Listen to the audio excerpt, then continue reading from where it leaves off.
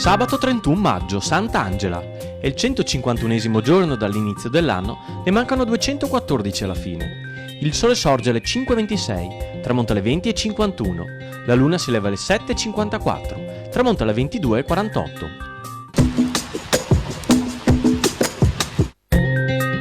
Niccolò Foscarini, provveditore generale di terraferma, si incontra con Napoleone Bonaparte a Peschiera. Alla fine dell'incontro viene consentito ai francesi l'accesso a Verona. L'olivo è tornato a crescere ai piedi del bosco del Cansiglio per dare un olio extravergine di qualità superiore. Lunedì 2 giugno a Cappella Maggiore mostra mercato olio extravergine di oliva, con diversi prodotti italiani e stranieri. Per tutta la giornata mercatini e artigianato, prodotti locali, musica e stand enogastronomico.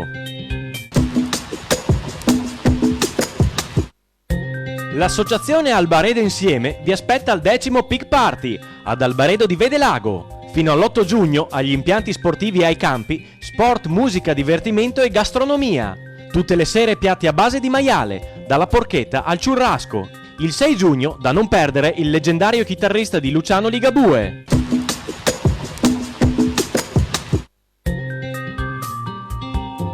Cirvoi, a pochi chilometri da Belluno, vi aspetta domenica 1 giugno alla Festa dei Cortivi. Musica, giochi, intrattenimento, artigianato, vecchi mestieri, sapori nostrani e uno dei più bei panorami della Val Belluna.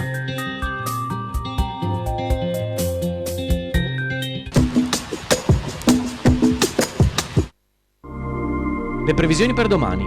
In pianura prevalenza di schiarite, sulle zone montane e pedemontane al mattino poco nuvoloso, in seguito aumento della nuvolosità cumuliforme che si alternerà a schiarite. Possibili locali precipitazioni a ridosso dei rilievi.